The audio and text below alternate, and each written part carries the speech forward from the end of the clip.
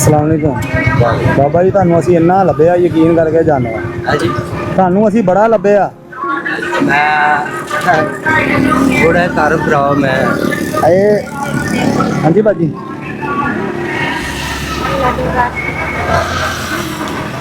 ਗੱਲ ਸੁਣੋ। खाना लाना दूध लाना। ਖਾਣਾ ਲੈਣਾ ਵਾ? ਤੁਸੀਂ ਮੰਗਦੇ ਤੇ ਨਹੀਂ? हाँ ਮੰਗਣ ਵਾਲੇ ਤੇ ਨਹੀਂ ਹੈਗੇ ਤੁਸੀਂ? ਖਾਣਾ ਮਸਲਨ ਕਿ ਘਰ ਕੁਛ ਹੈ ਨਹੀਂਗਾ? आटा ना दाल ना रोटी। ਨਾ ਆਟਾ ਨਾ ਦਾਲ ਨਾ ਰੋਟੀ। ਕਿੰਨੇ ਬੱਚੇ ਆ? ਉੱਚੀ ਬੋਲਿਓ ਥੋੜਾ ਜਿਹਾ। 5 बजे। 5 ਬੱਚੇ? ਥੋੜੇ ਜਿਹੇ ਪੈਸੇ ਆ, ਤੁਸੀਂ ਆਪਣਾ ਖਾਣਾ ਛਾਣਾ ਜੋ ਵੀ ਤੁਸੀਂ ਲੈਣਾ ਹੋਇਆ ਨਾ ਇਹਦੇ 'ਚ ਲੈ ਲਓ। ਹੋਰ ਬਾਬਾ ਜੀ ਠੀਕ ਹੋ? ਤਬੀਅਤ ਠੀਕ ਹੈਗੀ? ਬਾਬਾ ਜੀ ਤੁਸੀਂ ਸਾਡਾ ਕਰਜ਼ਾ ਦੇਣਾ ਵਾ। ਅਸੀਂ ਤੁਸੀਂ? ਹਾਂਜੀ। ਹੋਰ ਕਿੰਨੇ? ਅਸੀਂ ਤਾਂ ਤੁਹਾਨੂੰ ਲੱਭ ਅਸੀਂ ਕਿਸ਼ਤਾਂ ਲਏ ਆ। ਟਿਕਟਾਂ ਦੇ ਕਿਸ਼ਤਾਂ ਦੇ ਤੁਸੀਂ ਸਾਡੇ ਕੋਲ ਸਾਈਕਲ ਲਿਆ ਸੀ। ਆਹ ਸਾਈਕਲ ਵੀ ਐਡਾ ਪੁਰਾਣਾ ਹੋ ਗਿਆ। ਸਾਡੀਆਂ ਕਿਸ਼ਤਾਂ ਛਾਟ ਆ। ਟਿਕਟਾਂ ਦੇ ਤਾਂ ਕੋਈ ਸ਼ਾਇਦ ਆਈ ਨਹੀਂ ਜੀ।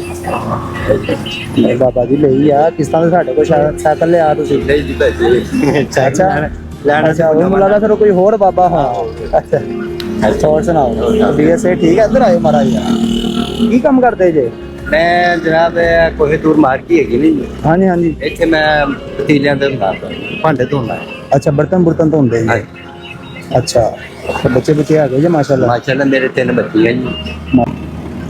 ਉਦਾਂ ਯਾਨੀ ਕਿ ਹਾਲਾਤ ਮਾਰੇ ਹੀ ਚੱਲ ਰਹੇ ਘਰ ਦੇ। ਬਸ ਨਿਜ਼ਾਮ ਏਦਾਂ ਹੀ ਹੈ ਜੀ। ਨਿਜ਼ਾਮ ਮਾਰਾ ਹੀ ਚੱਲਣ ਡਿਆ।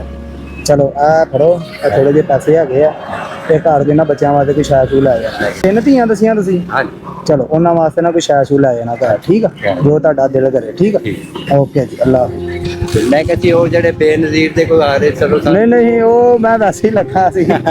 ਉਹ ਮੈਂ ਵੈਸੇ ਉਹਨਾਂ ਨੂੰ ਸ਼ੇਰਨ ਦਿਆ ਸੀਗਾ। ਉਹ ਕੋਈ ਏਦਾਂ ਦਾ ਸੀਨ ਨਹੀਂ ਹੈਗਾ। ਅਸੀਂ ਅੱਲਾ ਦੀ ਤਰਫੋਂ ਹੀ ਆਏ ਹਾਂ। ਠੀਕ। ਹਾਂ, ਬਹੁਤ ਸ਼ੁਕਰੀਆ ਜੀ।